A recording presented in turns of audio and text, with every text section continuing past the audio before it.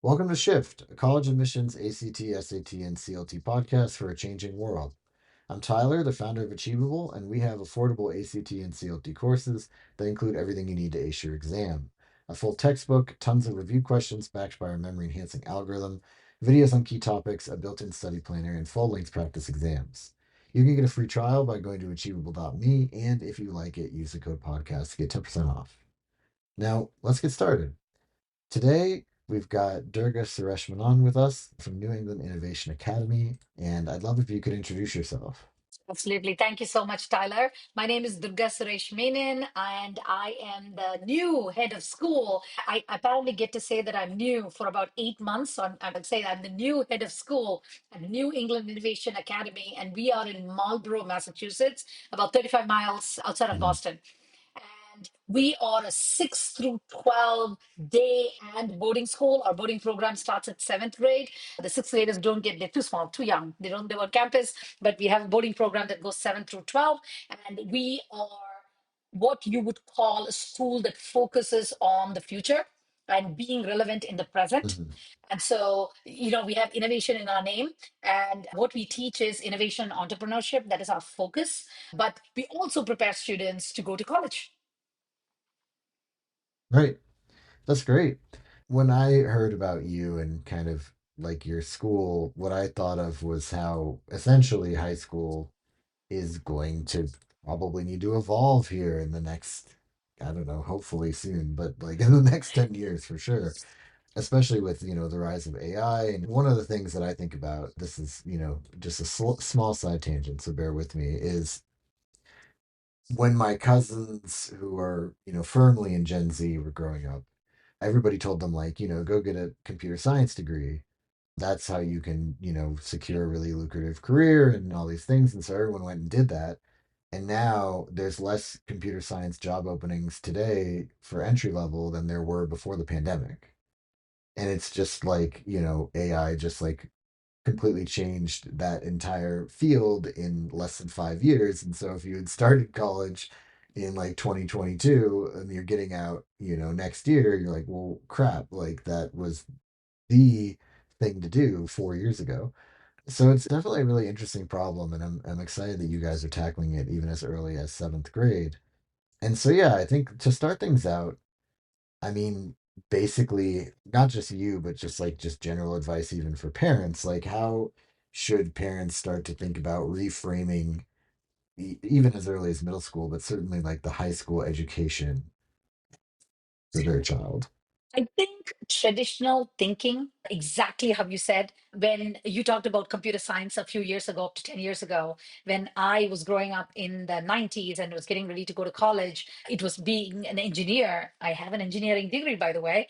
I think the relevance of Yeah. the degrees don't go away. I was the dean of computing and data science before I became head of school. I think computer science is not going away. I love the way you said it. AI is changing the way that we are looking at degrees now. We are looking at jobs right now and less jobs right now.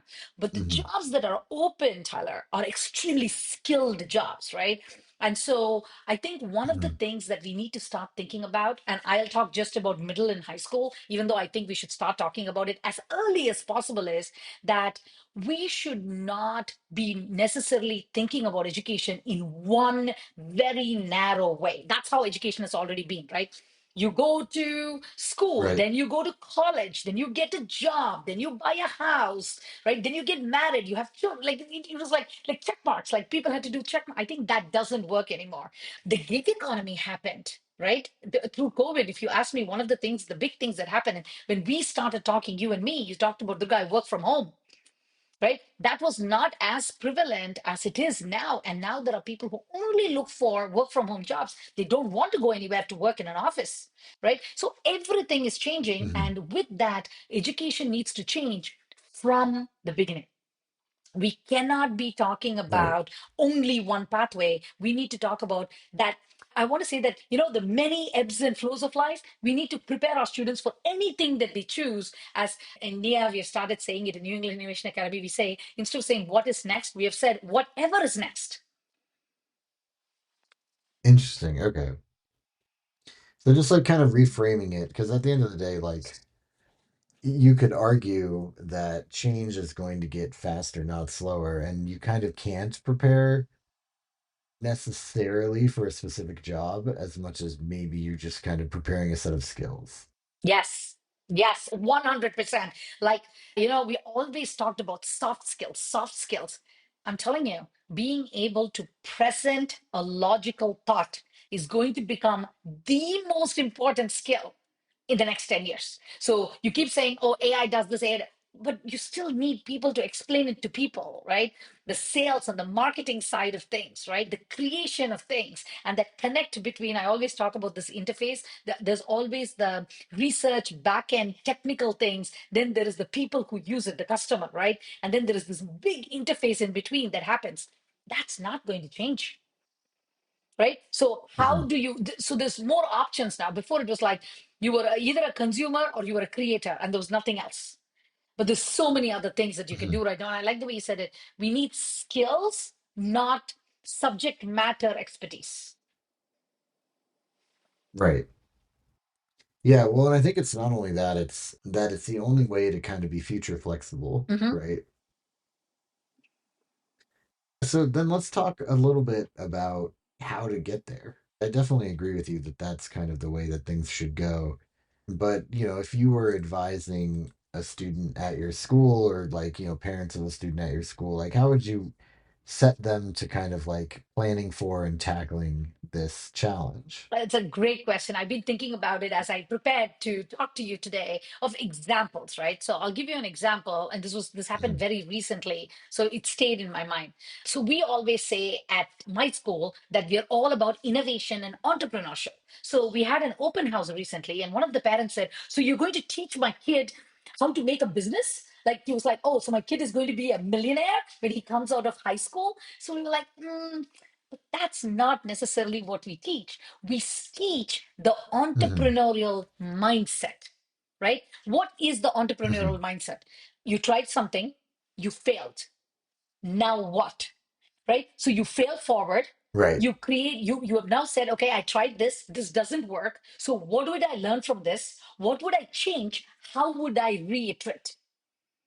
Right, so we Mhm. started thinking about this not just in schools like us, right? So also this is a very good time to tell you, when I talk about New England Innovation Academy, this school is 4 years old. We are getting into our Mhm. fifth year in September, so we are a post-COVID school, right? So what is the relevance of such a Right. school, right? What is the relevance of such education is we are teaching people how to fail forward, how to create that growth mindset, and to be iterative in your solutions. And I think that's what you Mhm. talked about. You said flexibility. I'll add a second side of the coin, adaptability, Tyler, because that's so important, right? You have to be Right. flexible and you have to adapt to change.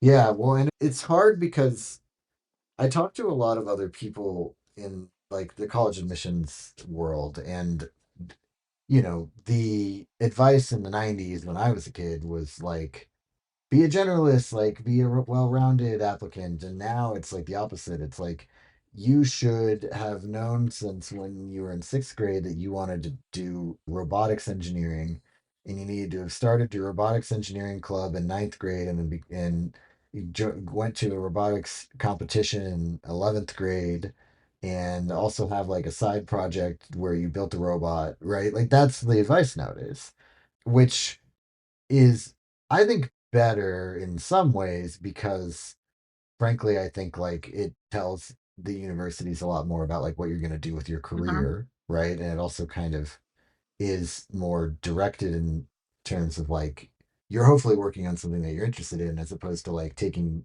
drama class because you want to be well rounded and you don't really care. But on the other hand, that feels more brittle and less flexible to me, right? Like, what if suddenly we don't need robotics anymore? That's a bad example, but you get the idea. So I'm curious, like, how you kind of deal with that conflict of like, you want people to start to think about what their specialization and what their career will be, and then start building towards that, but also you want to remain flexible. That's again, you hit the nail on the head when it comes to what do you want to do next.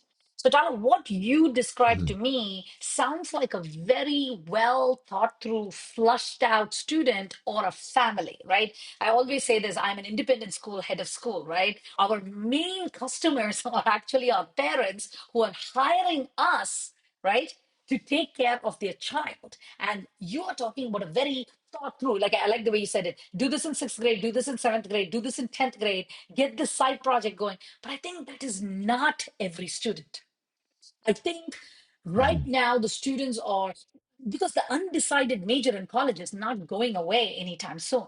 Right now, engineering schools are creating undecided engineering within engineering, right? Computing is creating undecided computing within computing.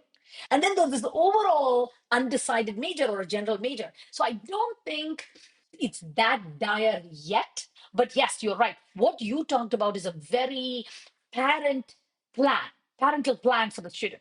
So the way I think schools need to Mhm. deal with this, because the students sometimes want, they're like, I really don't know what I want to do, right? So because most of the times guidance counselors would ask, what do you want to study? That's one question. The second way to ask that question is, where do you want to study? Right? Maybe we should not be waiting until 11th grade and 12th grade to ask these questions. Maybe these questions need to start at 7th grade. So I'll give you an example, right? I'll also always preface by saying this. I am a head of independent school. I promise you, there are hundreds of thousands of schools across the country that are doing a remarkable job, and they'll tell you stories about them. I'm just giving you a very small peek into one school in Massachusetts. And in our school, we talk about passion and purpose. All right. We help our students by asking these iterative questions. What is your purpose of creating something? And what is your passion? And the way we started is we start talking about a student's passion, right? Then we say, okay, if this is your passion, what is the purpose? What do you want to do? Then we say, how does it Mhm. impact others? Now, this is another very important part of education that we should be paying a lot of attention to.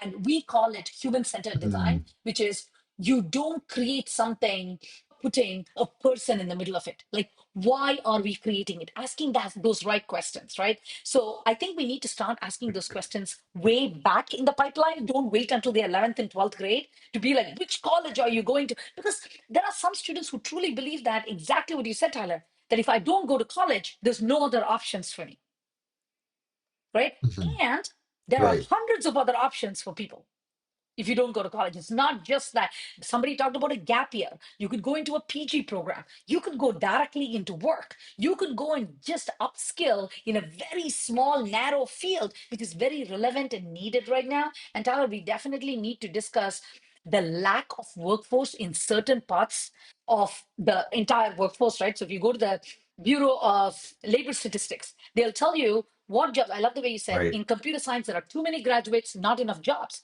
But there are too many jobs in construction and manufacturing and not enough people to take them. And we just passed Right. a $2.3 trillion infrastructure bill, the big infrastructure bill that happened a couple of years ago, because our roads are failing, our bridges are failing. So we need to re-up this. But where is the talent coming from? So there was an Mhm. article recently that was written about how middle schools and high schools need to start thinking about educating the students for jobs that are needed in the next 10, 20, 30 years. Right? So that's another Right. way to think about it. Yeah. Well, I think it's also important that basically, like, there's more to life than being in tech finance or some other computer desk job. I think that's definitely, I mean, we had someone on here a few weeks ago that, like, she is part of like a trade school, and business is good for them because people are suddenly like, oh well, I can kind of, like, they focus on like beauty, so like hairdressers, nail salon technicians, things like that. And it's like, oh, I can, like, set my own schedule, like kind of run my own business a little bit. Like a lot of Gen Z and younger people really like that idea. But like you said, the key is to figure out what you're kind of passionate about first. And then the thing is that the passion will not change, even if how that passion's being translated into a job maybe changes. I mean, how do you, I guess a pushback I have gotten, because I've made similar sort of advice to people, including like my own aunt, and sort of the feedback I get sometimes is like they don't know or even think about this stuff, right? And I'm sure that that's something that you run into with your students, especially in the younger years. How do you kind of kick that conversation off for them? And then what do you do if their passion is, I really want to be famous on TikTok, right? Which is like, okay, I don't know if that's necessarily of the most likely outcome or highest quality career that you could focus on, right? Like, how do you kind of guide that conversation? This thing about TikTok and Instagram might seem new to a lot of people, Tyler. I remember 20 years ago, a colleague of mine in college said, "Oh, by the time they are in 10th grade, all they want to do is be on American Idol." So 20 years ago, it was all about American Idol. So I think the TikTok, the Instagram, the Snapchat, the American Idols, there's always going to be that. And that is what young minds think that they want to do. Oh, let us not forget, I have a Right. 10-year-old. Being a YouTuber is a thing, right? Because there is this man who makes apparently hundreds of millions of dollars on YouTube by just like talking to people on YouTube or challenging people on YouTube, right? So, yes, that is definitely Hmm. there. I think it is our responsibility as educators to really think about how to get that passion out of a student, right? So, let us take your example. I Hmm. love that you talked about TikTok because it's somebody will always say, I want to be a social media influencer, right? So, I think the best question to ask, and I think our educators are doing this in spades, is you ask the next question. So what do you want to do on TikTok? Right? Oh, I want to show them that I can build something on TikTok. And suddenly the conversation shifts, right? What are you building? What is this all about? Who Hmm. are you making this for? Who will use your product? Right? This does three things, right? Right. There's this innovation here, where you're asking the student to innovate and think of something that doesn't exist, right? Again, I'll make the big distinction between invention and innovation. It doesn't have to be something that doesn't exist. It could be making something better. That's an innovation. That's one. Hmm. Two, you tell them, okay, so who are you making it for? Why is this being made? Why is this your passion? Right? It's the I keep talking about the ladder of questions that help, and you look at the ladder this way, right? It's going up in an upwards triangle, helping our students find what is that passion that they're looking for. And I think it is Hmm. possible, Tyler. I'm seeing it happen in New England Innovation Academy, right? I'm seeing, and I think this has to be very intentional. I think that is the most important thing Hmm. because I asked that of my head of teaching and learning, and I said, why? Well, like, how do you get there? And he said, because we are intentional about it. We have created space in our coursework in 7th grade where in Innovation Studio, that's what we talk about, right? You get an empty sheet of Right. paper. What can you make with this paper? Oh, I can write on it. I can make it into an airplane. I could make it into a weapon, right? Or Right. I could cut it into pieces and make it into something. It could morph into something else. There you go. And that is the beginning of Yeah. that questions. Yeah, that's super interesting. And I can see how you kind of get the conversation started with the student where they're starting to think about this. But then my question is like, okay, so the challenge then becomes, so you start out, let's say 7th grade, everybody's kind of in the same bucket, which is like, I don't know what I'm going to do. And you give them a bunch of what do you want to do activities. But then once they decided they want to do all these different things, and one person wants to be a hairdresser, and one person wants to be an influencer, and one person wants to be an astronaut, and they're all still at the same high school, how do you provide curriculum for all those different people?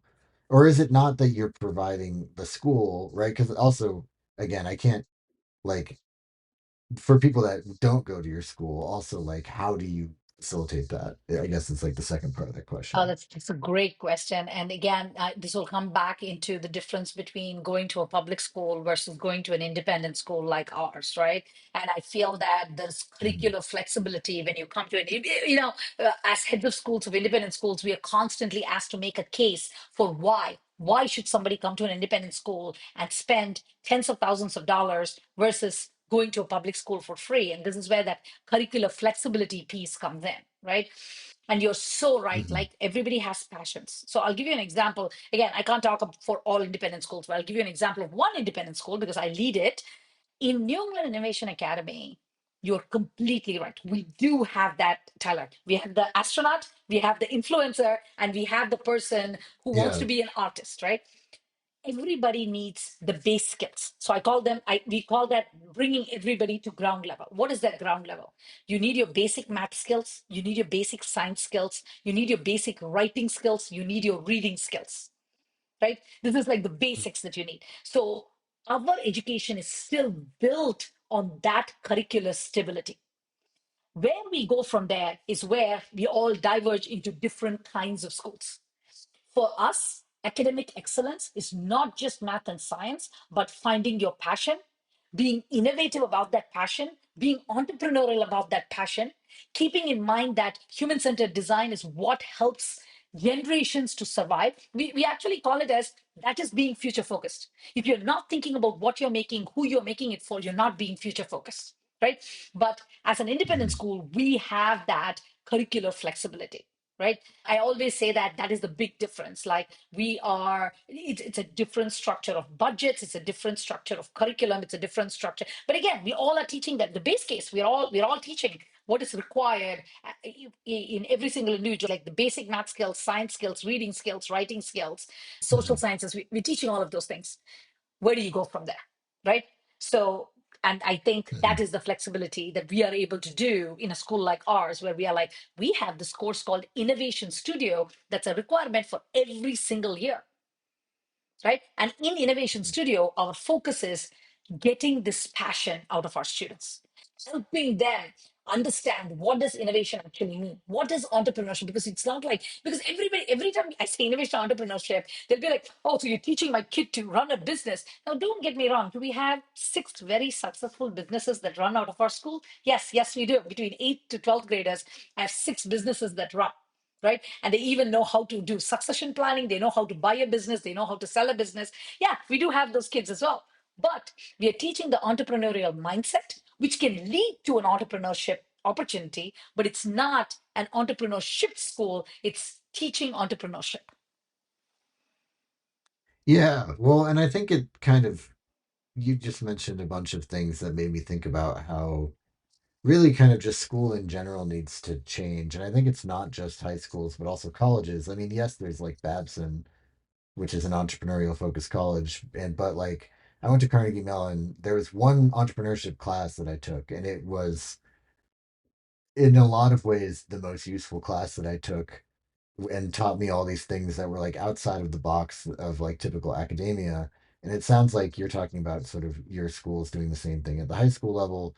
But it kind of gets back to this idea, and it's kind of this old millennial joke at this point, where it's just like, I learned how to, do calculus, but what I really needed to learn was how to build a budget, right? And sort of just like what we were all taught as we grew up in America in sort of the 90s and 2000s. And I think that that shift needs to continue.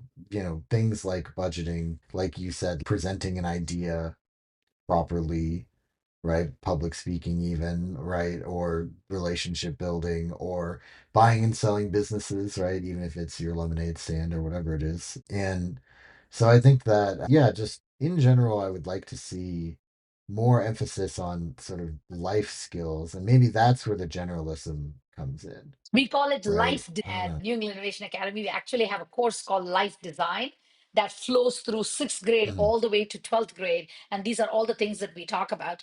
I need to check to see if we teach them how to balance a checkbook, because nobody uses a checkbook anymore. But yeah, budgeting skills are as important as it is as our presentation skills. Yeah. We are also very big on self advocacy, Tyler, because I feel that I'll tell you this from a different angle, right? So I come from 25 years in higher education to secondary education. And if you ask me, everybody coming prepared to college when they come to prepare, I'll say no, but I'm not just necessarily talking only about the math and science skills, right? It is the communication, it is the self advocacy piece of it, right? It is being able to come and learn to solve problems that are not necessarily only in the classroom. And I Mhm. love that you said that even in Carnegie Mellon, you took one entrepreneurship course, because we are trying to teach that in college. And I'm so happy that you Right. used Babson as an example, because we have a relationship with Babson. We actually have courses in the summer that we teach with Babson faculty on our campus that gives them college credit. We send our faculty to be trained in entrepreneurial teaching, entrepreneurship teaching through Babson, right? And so we have Hmm. realized that we can't have the students wait until college for some of these skills, because there are colleges and universities all over there who have got the maker spaces and they want the students to come and be entrepreneurial. It's too late. 10% still use Right. it, but 90% are not ready for it because you didn't catch them at the right time. Right. It's also just like it's not that you can't learn entrepreneurship later. I mean, certainly I think there are lots of people that do like, don't even start a company till they're like 45 or something like that. It's more that entrepreneurship's relevance and importance is moving up and up and up to being relevant as early as when you're in your teens if Huh? you're trying to start certain things. And so I think it's more just like the changing nature of work. Mm. I think Like to you're me, right. I Changing. think. I love it. I love that you said the changing nature of work, right? What Mhm. is needed right now? Like if you go get an education, how are you going to use it when you get out of high school, when you get out of college, right? And I think there has got to be a lot more discussion about what are we doing with our students, both in high school and in college.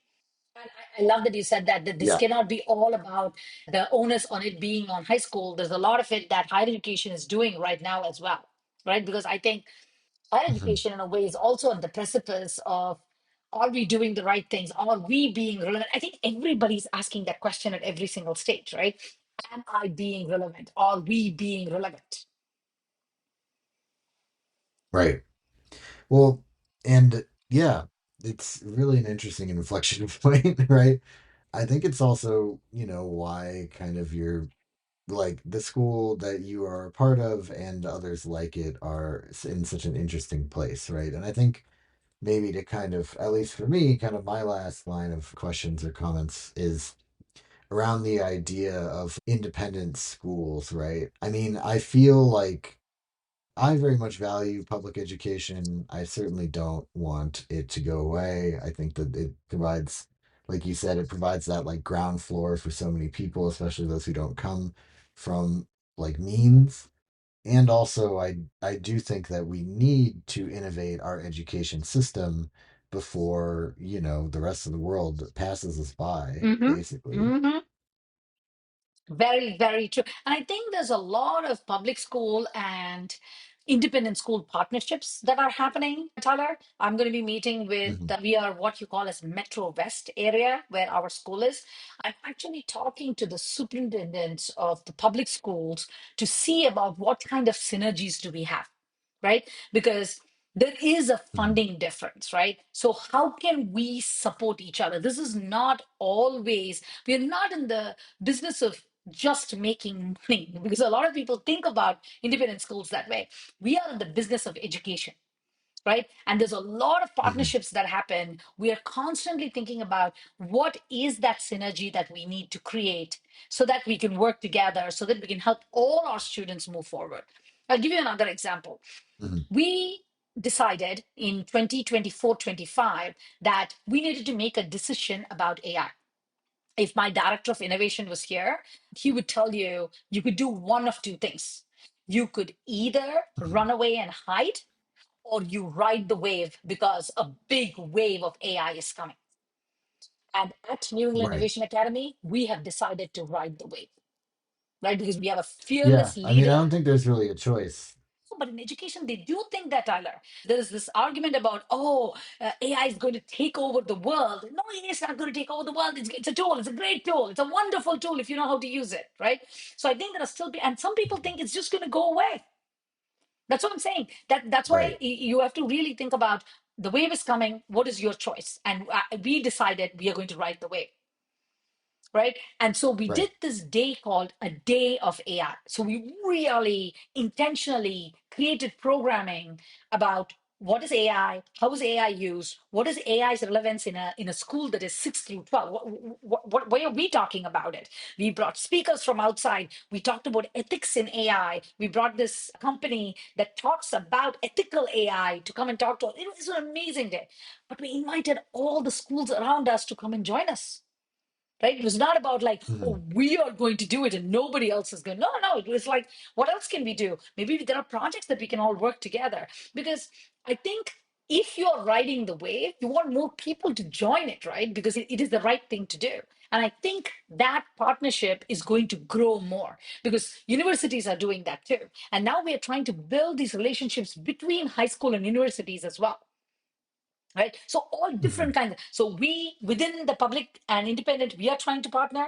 We are trying to partner with colleges and universities. Colleges and universities themselves are partnering. So all kinds of things are happening. But what is the beauty of all this is we are asking the questions right now, right? We are asking the questions Yeah. as like exactly what you said. How can we be relevant? How can we be flexible? How can we create students who can adapt to the change that's coming our way? Right. Yeah, that makes a ton of sense. And yeah, I guess, is there anything that we haven't covered today that you wanted to make sure we talked about before we wrap up? No, I think you're asking all the relevant questions. And I love that you're talking to leaders like myself, Tyler, because I think this conversation cannot stop. And you are, I call the external influence who are giving these objective questions to us that we need to answer and we need to think through. So thank you so much for doing it. Yeah, of course. I appreciate it. Thank you for being on the show. Absolutely. This has been Shift, a college admissions podcast for a changing world, hosted by Tyler from Achievable. And you can get a free trial of Achievable's ACT and CLT courses by going to achievable.me.